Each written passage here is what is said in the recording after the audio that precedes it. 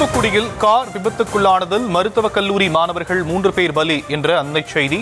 காரை அதிவேகமாக இயக்கி சென்றதே இந்த விபத்துக்கு காரணம் என்ற முதற்கட்ட விசாரணையில் தெரியவந்திருக்கும் நிலையில் விவரங்களை நம்முடைய செய்தியாளர் முத்துராமன் வழங்கலாம் கேட்கலாம். முத்துராமன், மேலும் விவரங்கள்.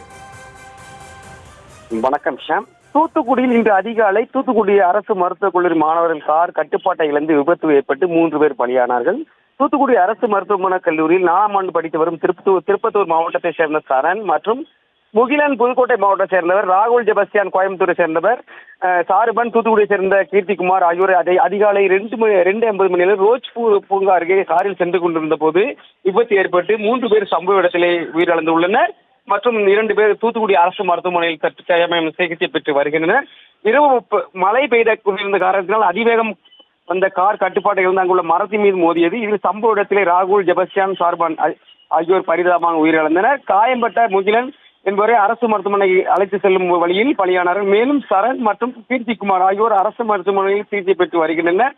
இந்த தூத்துக்குடி தென்பாகம் காவல்துறையினர் இந்த அதிவேகம் என கூற முதல்கட்ட விசாரணை தெரிய வந்துள்ளது. மேலும் இவர்கள் 2 மணி அளவு 50 மணி அளவு ஏன் சென்றார்கள், மது போதையா என பல்வேறு கட்ட விசாரணைகள் நடைபெற்றுக் கொண்டிருக்கிறது.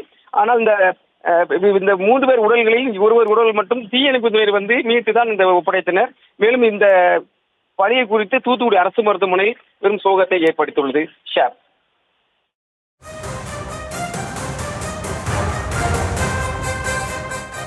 விவரங்களுக்கு நன்றி முத்துராமன்.